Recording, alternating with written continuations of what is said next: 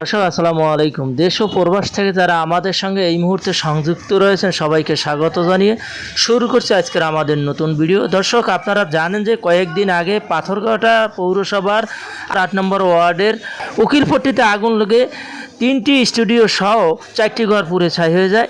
এ উপলক্ষে পাথরঘাটা উপজেলা প্রশাসনের পক্ষ থেকে আর্থিক সহযোগিতা করছেন। সেই সহযোগিতার ব্যাপারে আমরা কথা বলবো। আসলে কত টাকা সহযোগিতা করেছেন এবং কি কি সহযোগিতা করেছেন সেই বিষয়ে কথা বলবো।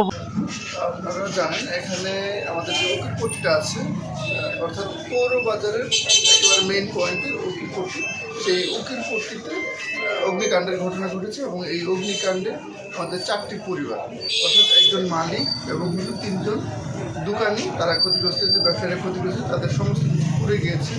তো তারা যে অবস্থায় আসলে পৌঁছেছে, এই অবস্থাটা একেবারে খুবই করুণ এবং খুবই মর্মান্তিক।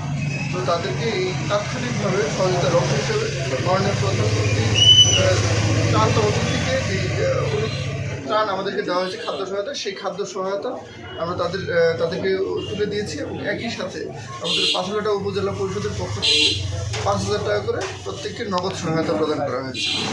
আর তাদের যেই এই মানবিক কর্মকাণ্ডের সহযোগিতার অংশ হিসেবে এগুলো করা হয়েছে এবং অদূর ভবিষ্যতেও তাদেরকে যদি কোনো সাপোর্ট দেওয়া যায় এবং সেই ধরনের কোনো বরাদ্দ বা যদি থাকে সেগুলো আমরা অব্যাহত রাখব। নতুন চেয়ারম্যান হওয়ার পরপরই কিন্তু একটি দুর্ঘটনা ঘটেছে, এই যে পাথরঘাটার যে উকিলপট্টি কয়েকটি দোকানে আগুন লেগেছে, একেবারে পুড়ে গেছে। সেক্ষেত্রে তাদের জন্য স্থায়ীভাবে কোনো আসলে সমাধান বা স্থায়ীভাবে কোনো আসলে বরাদ্দ আছে কিনা বা তাদের জন্য?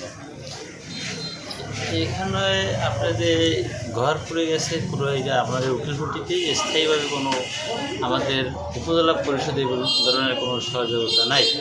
সেক্ষেত্রে যারা পুড়ে গেছেন আমাদের যে উপজেলা পরিষদের যিনি দেওয়ার আপনার খাদ্য, শুকনো খাবার এবং যে 5,000 নগদ অর্থ আমরা দিয়েছি, 5,000 সহযোগিতা করেছি। এর ছাড়া আমাদের উপজেলা পরিষদের নাই। আপাতত যদি থাকে তো আমরা দেখতে পারি, যদি আসে তখন দেখবো দেওয়া যায় কিনা।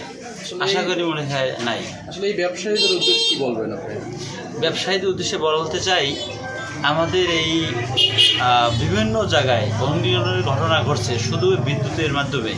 আমি সকল ব্যবসায়ীকে বলবো, আপনারা যারা ব্যবসা প্রতিষ্ঠানে যখন আপনারা রাত্রে বন্ধ করে যাবেন, বিদ্যুতের মেন সুইচ অফ করে গেলে আমি মনে করি আমাদের এই দুর্ঘটনা থেকে আমরা মুক্তি পাব। আমি সকলকে বলবো, আপনারা আপনাদের স্থান থেকে যার স্থান থেকে ব্যবসা প্রতিষ্ঠান রাত্রিবেলা যখন আপনারা বাড়িতে যাবেন, মেন সুইচ বন্ধ করে তারপরে গেলে আপনাদের আমাদের এই দুর্ঘটনা থেকে সকল কিছু আগুনে পুড়ে গেলে সব কিছু ছাই হয়ে যায়। ছাই ছাড়া কিছু আমরা যারা ব্যবসায়ীরা ঘর পরে পুড়ে তারা ক্ষতিদারে। আর দ্বিতীয় মানে এই ভুল কাজ জানি না করা হয়, এর জন্য আমি সকল ব্যবসায়ীকে আমি বলবো আপনারা মেন সুইচ অফ করে যাবেন। আসলে পাথরঘাটার ফায়ার সার্ভিস দীর্ঘদিন ধরে আছে, সেক্ষেত্রে পাথরঘাটা ফায়ার সার্ভিসের কিন্তু অ্যাম্বুলেন্স বা বিভিন্ন সরঞ্জাম বা আসলে তাদের যে কর্মীরা থাকে সেগুলো আসলে শর্ট রয়েছে। সেক্ষেত্রে আপনাদের কোনো আসলে এরিয়া পরিকল্পনা আছে কিনা বা ভবিষ্যতে বাড়ানো যায় কিনা, এটা মূলতভাবে কর্মকর্তার কাছে জানাবেন কিনা?